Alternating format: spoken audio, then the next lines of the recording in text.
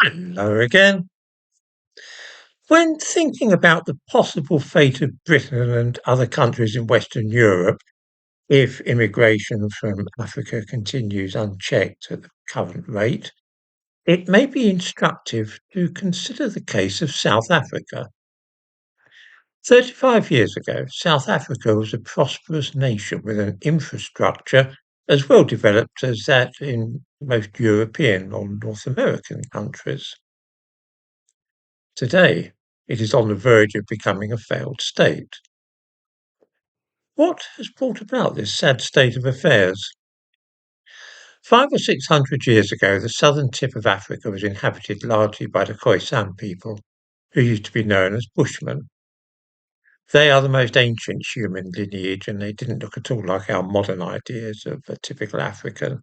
Their skins were pale and yellowish, and they had an epicanthic eye fold, rather like people of East Asian ancestry. These hunter-gatherers had lived in that part of Africa for hundreds of thousands of years. Then, between 500 and 1,000 years ago, two groups of outsiders arrived.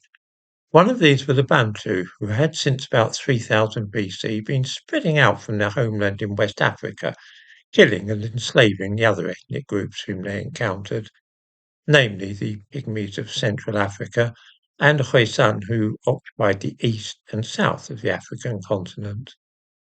The Bantu were very dark-skinned people whom we now regard as being typical of sub-Saharan Africa, looking very much like modern-day Nigerians.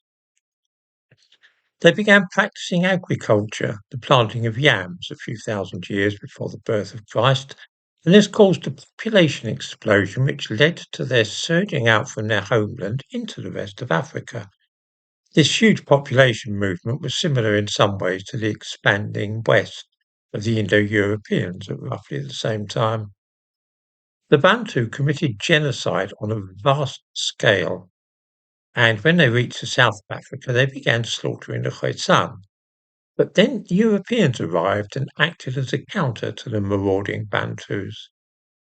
Instead of simply killing everyone in sight and practicing slash and burn agriculture, the white Europeans built cities and established a civilised nation, which became South Africa. It rose to become the greatest nation south of the Sahara, with railways, electricity, and later even nuclear weapons.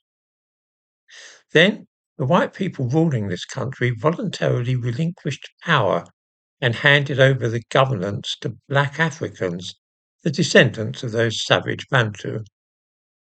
Within a generation, the achievements of centuries were being dismantled. The electricity and railways failed because those who now had the power could see only lots of copper wiring, which could be ripped out and sold to scrap metal merchants, which they did, with the consequence that there are now frequent power cuts and the railway stations stand derelict. Running a stable country requires planning years or even decades ahead, but those now in charge simply could not see beyond today. Short-term gratification meant that they would simply sell anything that they could lay their hands on to buy luxuries for today, without giving a thought to next year's possible needs. This is much the same pattern seen, of course, in Rhodesia and other African countries which were granted their independence.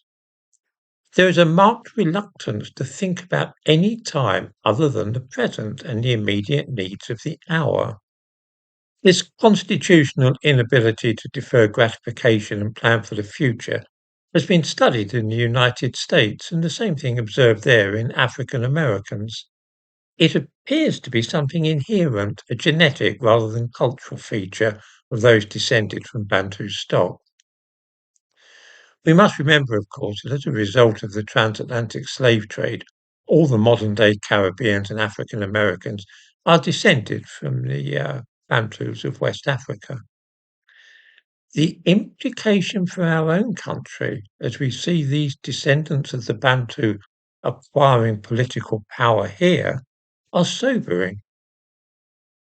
The fate of South Africa could, if we're not careful, be a harbinger of Britain's destiny.